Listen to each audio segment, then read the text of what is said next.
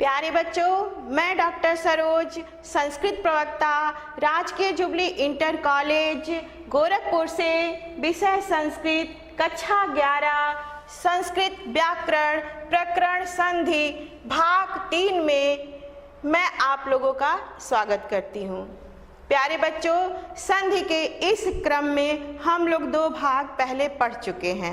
आज मैं तीसरा भाग आप लोगों के सामने लेकर उपस्थित हूँ। पहले आज हम लोग क्या पढ़ने वाले हैं उस पर संक्षिप्त जानकारी ले लेते हैं, उसके बाद हम लोग अपने विषय को विस्तार देंगे। आइए बच्चों, आज हमारी चर्चा का बिंदु क्या है उस पर दृष्टिपात करते हैं। देखिए, यहाँ पर हम पूर्व रूप एवं पर रूप के सूत्रों की व्याख्या करेंगे। हम संधि के सूत्रों, उनकी वृत्तियों पर चर्चा करेंगे। प्रत्येक सूत्र को उदाहरण के माध्यम से समझने का प्रयास करेंगे।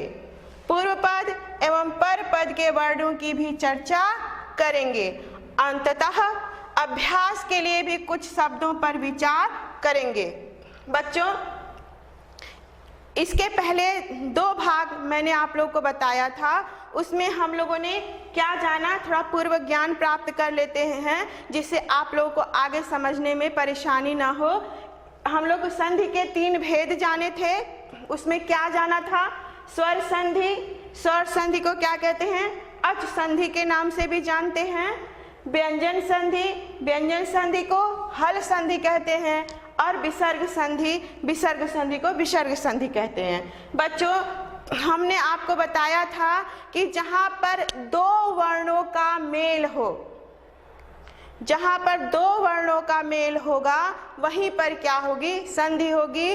और 2 वर्णों के मेल से जो विकार उत्पन्न होगा उसी को हम संधि कहेंगे। तो इसके बारे में हम लोग विस्तृत रूप से जान चुके हैं। और इसके आगे हमने आप लोगों को बताया था जो हमारे संधि का महत्वपूर्ण अंश है, इसके अभाव में हम संधि की कल्पना भी नहीं कर सकते। इसके बारे में 14 माहेश्वर सूत्रों के बारे में हम लोगों ने विस्तार से अध्ययन किया था। फिर भी मैं लेके आई हूँ कि आप लोगों को फिर से पुनः स्मरण हो जाए और इसी पर आधारित हम लोग आगे अपने विषय को क्या करेंगे? विस्तार प्रदान करेंगे। और इसके अभाव में ये 42 प्रत्याहार हैं बच्चों, क्योंकि प्रत्याहार से ही सारे सूत्र निर्धारित हुए हैं। और प्रत्याहार समझने के लिए, आप लोगों को प्रत्याहार जानने के लिए क्या करना होगा? इस 14 माहेश्वर सूत्र से क्या होना होगा? आप लोग को जुड़ना पड़ेगा।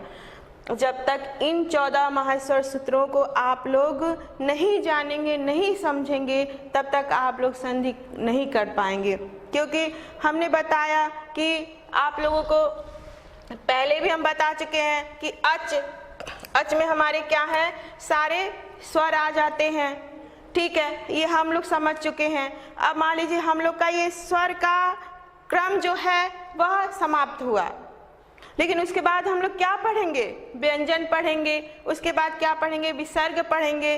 तो हम लोग को व्यंजन पढ़ने के लिए फिर हम लोगों को माहेश्वर सूत्र पर आना पड़ेगा। ये हल क्या है? हमारा सारा व्यंजन इसमें आता है। हम आप लोग को विस्तृत रूप से समझा चुके हैं इन सब सारी बातों को, लेकिन फिर भी हम एक बार और आप लोगों को याद दिलाना चाह रहे हैं, बताना चाह रहे हैं कि माहेश्वर सूत्र के अभाव में आप लोग आसानी से नहीं कर पाएंगे। जो भी प्रत्याहार है, जैसे अभी हम लोग पूर्व रूप में ही पढ़े, क्या ये है? एवं है, तो एंग प्रत्याहार पढ़े हम लोग। एंग पढ़ा ना आप लोगों ने? तो एंग कहाँ से आया? इन्हीं प्रत्याहारों में से ही ना लिया गया है। जैसे एंग, ए और ग मिलाकर क्या बन गया? एंग। और इसमें जो हमारे क्या आए? 2 वर्ण आए। तो हम लोग जब तक इन 14 माहेश्वर सूत्र को नहीं जानेंगे तब तक हम लोग संधि को नहीं समझ पाएंगे। इसमें हम लोगों के एक एक वर्ण को हम लोग को ध्यान में रखना है, क्योंकि वर्णों के ही क्रम से हम लोग संधि का निर्धारण करते हैं। कि जैसे अकः सवर्णे दीर्घ था, हम लोगों का पहला सूत्र था, तो उसमें कितने वर्ण थे? जैसे अक, देखिए तो कितने वर्ड थे? अ, ई, उ, रील, री। कैसे जाने हम लोग? ऐसे ही ना, इसी से ना समझे। यण था हम लोग का, य, व, र, ल। तो कैसे जाने?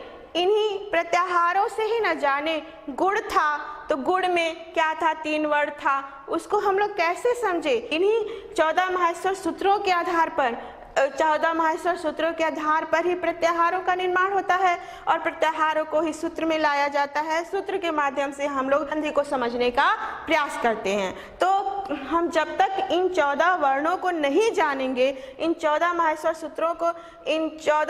सूत्रों को नहीं जानेंगे, नहीं समझेंगे, तब तक हम लोग संधि को नहीं समझ पाएंगे। तो बच्चों, आप लोगों से हमारी प्रार्थना है कि आप लोग पहले इसको अच्छी तरीके से समझ लीजिएगा।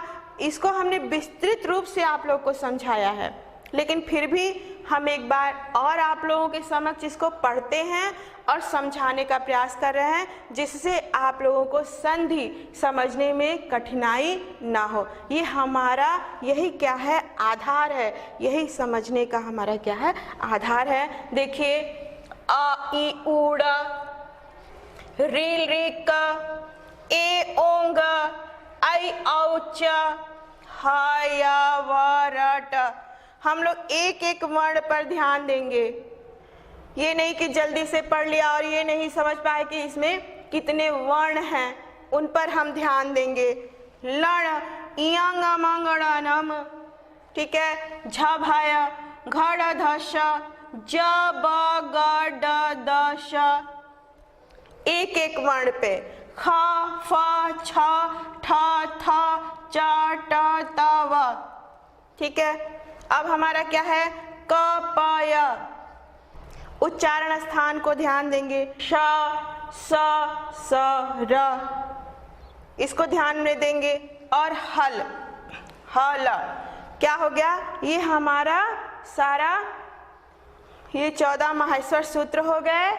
और अच में सारे क्या आते हैं? फिर से देखिए आप लोग, अच में सारा स्वर आता है और हल में सारे क्या आते हैं? व्यंजन आते हैं। इस तरह बच्चों, आप लोगों को जानना, इसको समझना अति आवश्यक है और इसको आप लोगों को एकदम से कंठस्थ होना चाहिए।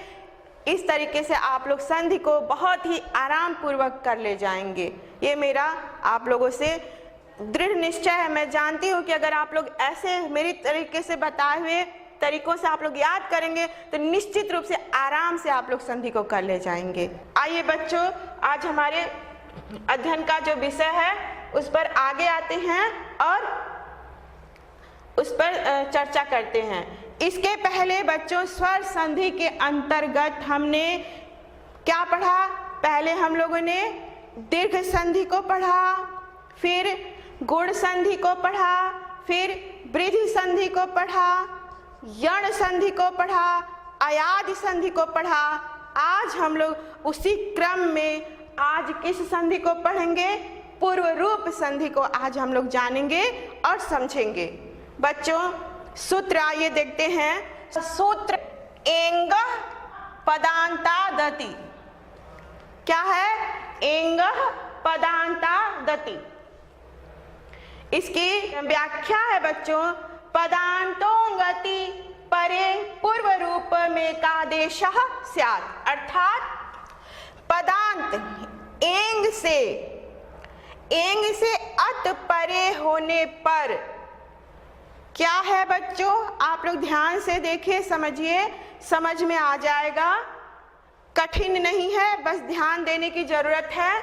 अर्थात पदांत एंग से अत परे होने पर पूर्व पर के स्थान में पूर्व रूप एकादेश हो जाता है। हमारा संधि का नाम क्या है? पूर्व रूप संधि। यहाँ पर बच्चों क्या है? पूर्व रूप संधि। पूर्व रूप, पहले हम लोग पूर्व रूप को समझ लेते हैं, फिर आगे हम उदाहरण के माध्यम से इन सूत्रों को विस्तार पूर्वक से समझने का प्रयास करेंगे। बच्चों, पूर्व का क्या तात्पर्य होता है? पूर्व का क्या मतलब होता है? पूर्व मतलब होता है पहले। रूप मतलब वैसे ही, मतलब रूप, पूर्व रूप मतलब उसी प्रकार। क्या है? पूर्व रूप संधि, यानी पहले की भांति ही क्या है, चीजों को ग्रहण कर लेना, पहले की ही तरह हो जाना को क्या कहते हैं? पूर्व रूप कहते हैं। और यही हमारा पूर्व रूप संधि है। अब देखिए यहाँ पर क्या है, अब सूत्र को समझते हैं। एंग, एंगा है ना, एंगा पदांतादति। ये देखिए संधि से, ये है बच्चों त है, लेकिन संधि से क्या हुआ है? द हुआ है। ये है पदांतात, पदांतात अति है, यानी एंग। एंग क्या है? एंग में हमारा है पदांत, पदांत पद के अंत। क्या है? पदांत मतलब पद के अंत में आया हुआ वर्ण। एंग हमारा क्या है बच्चों? एंग हमारा है, एंग हमारा है ए और ओ। अत क्या है? ह्रस्व अकार। अब देखिए, पदांता द है अति, अति में हमारा क्या आता है? अ। एंग में हमारा क्या है? एव, ए और ओ। क्या है? ए और ओ। अब मैं आइए आप लोग को बताती हूं कैसे है। ये हमारा है, हमने आपको कहा है कि बिना प्रत्याहार को जाने समझे करने में आप लोगों को कठिनाई होगी, इसलिए इसको समझना है। देखिए यहाँ पर है एओं, एओं, ठीक है। तो यहाँ पर क्या हुआ है? ए और ये मिल गया है एंग, एंगा है, एंगा पदांतादति। तो एंग में क्या है? एंग, एंग में हमारा है ए और ओ। देखिए एंग में हमारा क्या है? ए और ओ है। तो हम एंग में हमारा आ गया ए और ओ। अत हमारा क्या है? ह्रस्व अ। हम आशा कर रहे हैं आप लोग को समझ में आ रहा होगा। अब आइए उदाहरण के माध्यम से समझते हैं इसको विस्तार से। यहाँ पर है हरेव। देखिए उदाहरण में है हरेव। पदांत हमारा क्या है? एंग, एंग पदांतादति। एंग है ए और ओ, और अत क्या है? ये है हमारा अव। पूर्व रूप एकादेश, पदांतेंगति परे पूर्व रूपम एकादेश स्यात्। पूर्व रूप एकादेश हो जाता है। कब होता है? पदांत होने पर। क्या होने पर? पदांत होने पर क्या हो जाता है? पूर्व रूप एकादेश हो जाता है। बच्चों इसके पहले हम लोगों ने क्या पढ़ा था? अयादि संधि। अयादि संधि में क्या होता था कि जब अंतिम पद ए होता था, अंतिम वर्ड ए होता था, तो वहां पर अगर ये है, यहां पर देखिए आप लोग, मान लीजिए ये है हरे का ए निकाल दिए इसमें से, तो क्या बचेगा? अब ये है आपका। तो अगर हम अयादि संधि को दृष्टिगत करते हैं तो हम यहाँ पर ए के स्थान पर क्या लाएंगे? अय लाएंगे। लेकिन अयादि संधि तो हम बना नहीं रहे हैं, बना रहे हैं हम क्या? पूर्व रूप संधि। तो पूर्व रूप संधि की यह शर्त है कि ये पदांत होना चाहिए, पदांत में ए होना चाहिए। पदांत में क्या होना चाहिए? ए होना चाहिए। और ये जो हमारा हरे है, यह क्या है? संबोधन का क्या है? पद है, पद है बच्चों। तो इस वजह से यह शर्त क्या हो रही है कि पूरी हो रही है। ये पद का अंत क्या है? ए है, ये पदांत है। हमारा हरे शब्द क्या है? ये जो हरे है बच्चों, ये संबोधन का है और ये पदांत है, पद है। सुप्तिगंतम पदम जो है उसके अनुसार यह क्या है, यह हमारा पद है। और हमारा सूत्र क्या कह रहा है कि पद के अंत में अगर ए और ओ हो और उसके पर में क्या हो, अ हो, तो पूर्व रूप एकादेश हो जाता है। यानी क्या हो जाता है, पूर्व रूप ही क्या हो जाता है, एकादेश हो जाता है। देखिए बच्चों, जैसे यहाँ पर अत है, अत अ, ये ह्रस्व अ, परे होने पर पूर्व पर, यानी ये क्या है, ये पूर्व का ए है और ये पर का अ है। ये क्या हो जाता है, ये ए में आकर क्या होता है, मिल जाता है के स्थान पर पूर्व रूप एकादेश हो जाएगा। उसके फल स्वरूप ये जो अकार है, अकार का लोप होकर क्या ये अवग्रह, ये अ का क्या हो जाएगा, ये अकार हो जाएगा। अकार के रूप में अब इसको इंगित करेंगे, अकार का क्या हो जाएगा, इस चिन्ह को इंगित करेंगे। ये क्या है, अवग्रह का निशानी आकार के रूप में हम लोग क्या करेंगे, इसको लेंगे। अब देखिए कैसे हुआ।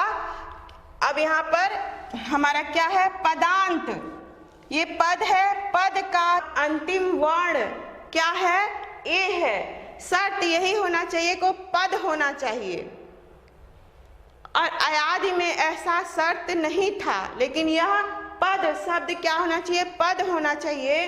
तो पद का अंतिम वर्ण क्या है, ए है, और अ जो क्या है इसमें क्या होता है, आकर क्या होता है, मिल जाता है। ये ह्रस्व अ क्या होता है, ए में आकर मिल जाता है और हमारा क्या बनता है, जैसे देखिए हर है और ए है, और ये हमारा ये क्या है, अ है, अ आकर क्या होता है, इसमें मिल जाता है और हमारा क्या बनता है, हरेव, ऐसे बन जाएगा। अब आगे आइए, आगे देखते हैं। ऐसे ही हमारा क्या बनेगा, एंग, एंग में दो वर्ड होने चाहिए, जैसा कि हम लोग सूत्र के माध्यम से समझे हैं। फिर से देख लीजिए, ए का हम लोगों ने उदाहरण समझा, ठीक है। अब हम लोग थोड़ा उदाहरण ओ का देखते हैं। आइए बच्चों, ए के उदाहरण को हम लोग समझ चुके हैं, अब ओ के उदाहरण को समझते हैं। जैसे है हमारा विश्रोह, विश्रोह है, तो ये भी क्या है, जो ओ आया है ये पदांत है। शर्त हमारा क्या है कि पदांत होना चाहिए। तो पद का अंतिम वर्ण क्या है, ओ है, और क्या है, ह्रस्व अ है। जैसे देखिए फिर से आप लोग समझ लीजिए कि क्या होना चाहिए, ए या ओ होना चाहिए और ह्रस्व अ होना चाहिए। क्या क्या होना चाहिए, पहले पूर्व जो हमारा क्या है, पूर्व का अंतिम वर्ण क्या होना चाहिए, एंग होना चाहिए। एंग का तात्पर्य क्या है, ए या ओ, और पर का प्रथम वर्ण क्या होना चाहिए, अत होना चाहिए। अत का तात्पर्य क्या है, अ, ह्रस्व अ। तो आप लोग समझ लिए। अब वही देखिए, यह शर्त क्या है, उसी प्रकार है। तो क्या होता है, अ को पूर्व रूप एकादेश हो जाता है और हमारा बनता है विश्रोह। अब इसी प्रकार है को अपि, तो पदांत क्या है, को है, और पर में क्या है, अत है, और हमारा क्या बनेगा, पूर्व रूप एकादेश हो जाएगा और हमारा बनेगा, क्या बनेगा, देख लीजिए, हमारा बनेगा को अपि, ठीक है। अब आइए बच्चों, कुछ अभ्यासार्थ प्रश्न हैं, उस पर आप लोग बार बार प्रयास करिएगा, बनाने का प्रयत्न करिएगा, निश्चित रूप से आप लोगों से बन जाएगा। आइए देखते हैं कौन कौन से अभ्यासार्थ प्रश्न लिए हैं हमने। वने अत्र सर्वे अपि, के अपि रामौ शौ वृक्षस्मिन् बालो वदत्। बच्चों, इस पर जाकर आप लोग प्रयास करिएगा, निश्चित रूप से आप लोगों को समझ में आ जाएगा। आइए बच्चों, अब हम लोग पढ़ते हैं क्या, पररूप संधि। बच्चों, इसका सूत्र है एंगि पररूपम। एंगि पररूपम से क्या तात्पर्य है? एंगि मतलब होता है ए और ओ। ए और ओ को पररूप, यानी जो परे जो वर्ड है उसको पररूप आदेश हो जाता है। इसको और विस्तृत तरीके से समझते हैं। आइए देखते हैं। आद उपसर्गाद एंगौतो धातौ परे पूर्व रूपम एकादेशः स्यात्। यानी क्या हो, यहाँ पर देखिए आप लोग को स्पष्ट हो जाएगा। अवर्णांत उपसर्ग से परे एंगादि धातु हो तो पूर्व पर के स्थान में पर रूप एकादेश हो जाता है। बच्चों, इसका तात्पर्य यह है कि हमारा जो प्रथम वर्ण है वो क्या होना चाहिए, जो पर वर्ण है, यानी जो पहला वर्ण है वो क्या होना चाहिए? पहले तो उपसर्ग होना चाहिए और क्या होना चाहिए? अवर्णांत होना चाहिए। उसका अंत क्या हो? अवर्णांत हो। और परे क्या होना चाहिए? परे होना चाहिए बच्चों पूर्व का उपसर्ग हो और पर का क्या हो? एंगादि धातु हो। यानी एंगादि, एंगादि मतलब होता है ए या ओ हो। और क्या हो? धातु हो। धातु मतलब क्रिया हो। तो पूर्व पर के स्थान में पर रूप एकादेश हो जाता है। यानी पूर्व पर के स्थान पर, जो पूर्व है वह पर के स्थान पर, यानी जो पूर्व का वर्ण है वह पर में ही जाकर ए या ओ में मिलकर ए का रूप हो जाते हैं, ए का आदेश हो जाता है और वहां पर बनता है एंगि पर रूपम संधि। हम आशा कर रहे हैं कि आपको समझ में आ गया होगा। आगे और विस्तार से जानने का प्रयास करते हैं। देखिए यहाँ पर क्या है? अवर्णांत, अवर्णांत उपसर्ग से परे, ठीक है। अवर्णांत, अवर्ण हो अंत में जिसके ऐसा उपसर्ग एंगादि, मतलब ऐसा क्या हो? अवर्ण हो जिसके अंत में अ हो और वह वर्ण कैसा हो? उपसर्ग हो, यानी उपसर्ग भी हो। बच्चों हम लोग 22 उपसर्गों को जानते हैं और 22 उपसर्ग होते हैं, तो उसी उपसर्ग में से 22 उपसर्ग में से एक हमारा उपसर्ग क्या है? प्र। तो ये क्या है? एंगादि धातु पर होने पर पूर्व और पर के स्थान में पर रूप होता है। अब देखिए उदाहरण के माध्यम से समझते हैं। ये देखिए उदाहरण है प्रेजते। ये क्या है? प्रेजते। प्र क्या हमारा उपसर्ग है, ठीक है। एंग, देखिए एंग है ये हमारा। एजते क्या है? एंग। एंगादि धातु ऐसा होने पर पूर्व पर, यानी अ जो है क्या हो जाएगा? ए में जाके मिल जाएगा। पूर्व रूप संधि में क्या होता था? अ जो था ए में आके मिलता था, लेकिन ये क्या है? पररूप है, तो अ क्या है? एम के स्थान पर पररूप एक आदेश हो जाता है और हमारा क्या बनेगा? प्रेजते। देखिए क्या है? अवर्णांत उपसर्ग। प्र उपसर्ग है, समझ रहे हैं ना आप लोग? प्र उपसर्ग है। प्र क्या है? अवर्णांत है, यानी इसके अंत में अ उच्चारण हो रहा है। तो इस वजह से यह क्या कर रहा है? इन शर्तों को भी पूरा कर रहा है।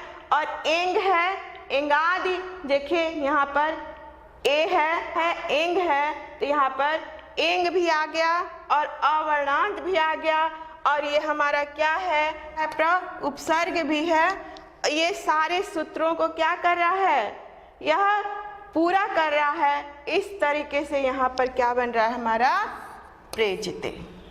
आगे देखते हैं उपोषति। अब देखिए एंग है, एंग में हमारे कितने वर्ड आते हैं, ए और ओ, ये हम लोग पहले से भी समझते आ रहे हैं। तो उपोषति देखिए, उपोषति में क्या है, उप, देखिए ये हमारा क्या होना चाहिए, पहले तो उप, ये अ वर्ड होना चाहिए और क्या होना चाहिए, क्या उपसर्ग होना चाहिए, और पर वाला वर्ण क्या होना चाहिए, एंग होना चाहिए। देखिए हो रहा ना, ये एंग और ये हमारा उपसर्ग और अ, ठीक है। तो क्या हो जाएगा, इसको पररूप आदेश हो जाएगा, यानी पररूप क्या हो जाएगा, आदेश हो जाएगा, और ये हमारा क्या बनेगा, उपोषति। उसमें पूर्व रूप आदेश हो जाता था और इसमें क्या हो जाएगा, पर रूप आदेश हो जाएगा और हमारा बनेगा उपोषति। अब देखिए एक और उदाहरण और समझते हैं और समझने का प्रयास करते हैं। देखिए ये भी है, ये हमारा क्या है, उपसर्ग है, अंत में अ है, ये हमारा क्या है, एंग है, ए या ओ एंग है, और ऐसा होने पर क्या होता है, पर्व रूप क्या होता है, आदेश हो जाता है, और यहाँ का क्या हो जाता है, जाकर इसमें मिल जाएगा और बनेगा अवोषति।